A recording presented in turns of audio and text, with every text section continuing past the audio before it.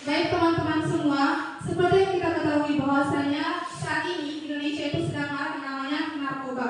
Banyak sekali kasus-kasus narkoba yang kita jumpai di televisi, di koran, HP, di Twitter, di Instagram, di Facebook dan lain sebagainya. Lalu kemudian bahwasanya pengidap-pengidap narkoba ini banyaknya Gen Z atau anak-anak remaja seperti kita pada saat ini. Lalu bagaimana sih dalam pandangan Islam tentang narkoba ini? Apakah narkoba ini diperbolehkan? Apakah narkoba ini bisa dikonsumsi? Apakah narkoba ini haram atau halal sih? Dan begitu.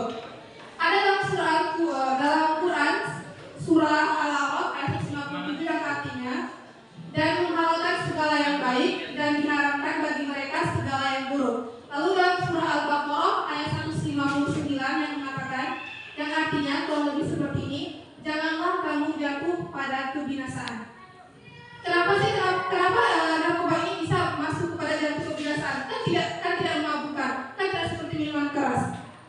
Para ulama, nama ulamanya itu Ibnu Taimiyah rahimahullah pernah berkata bahwasanya narkoba itu sama halnya dengan zat yang memabukkan. Maka diharamkan menurut para ulama, menurut kesepakatan para ulama. Jadi bisa kita garis bawahi bahwasanya narkoba ini walaupun tidak memabukkan tapi tetap dosa, haram. Karena pada dasarnya setiap zat yang membuat kita hilang akal, hilang kesadaran, hilang sebagainya, hilang alam bawah sadarnya, maka itu dikatakan haram dan tidak boleh dikonsumsi.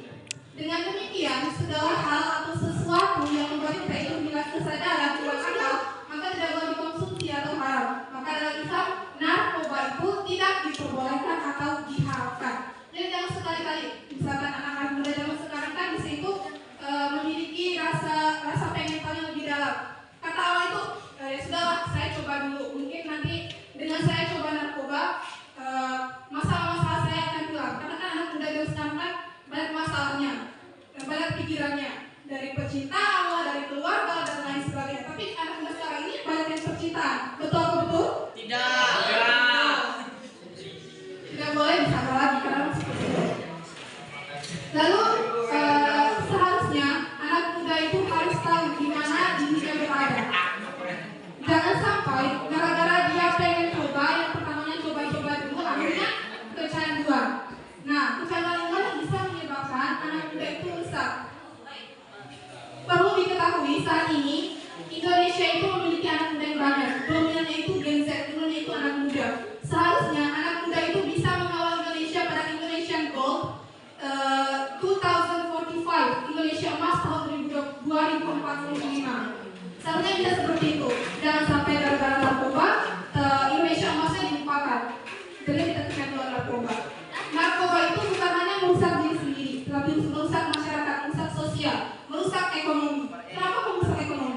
Ingat ya teman-teman semua, adik-adik semua, bahwasanya ketika seseorang sudah kecanduan narkoba, mereka akan melakukan segala cara, melakukan apapun untuk memenuhi kebutuhannya untuk mengkonsumsi narkoba, menghalalkan segala cara. Bisa saja dia menjual barang-barang berharga, bahkan mencuri. Pernah dengar jokes-jokes lama tentang jual HP beli pulsa? Pernah dengar? Nah, kalau dalam narkoba itu namanya jual HP beli narkoba. Jangan sampai anak muda itu seperti itu.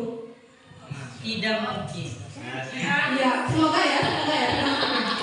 Amin. Jadi teman-teman semua, hindari narkoba. Kita ini anak muda. Perjalanan kita itu masih panjang, apalagi kita sekarang masih duduk di kelas 1 SMA. Masih banyak perjalanannya. Kalau ingin coba yang baik, jangan coba-coba yang buruk. Karena jika sudah masuk dalam lingkaran yang buruk, maka akan selalu seperti itu. Begitu. Jadi ingat ya, Islam tidak memperbolehkan narkoba, Islam mengharamkan narkoba, Islam tidak memperbolehkan kita mengkonsumsi narkoba.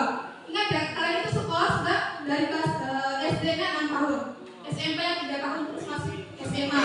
Masa tidak bisa membedakan mana yang halal dan mana yang haram? Jadi guys bawahi ya, narkoba tidak boleh kita coba-coba.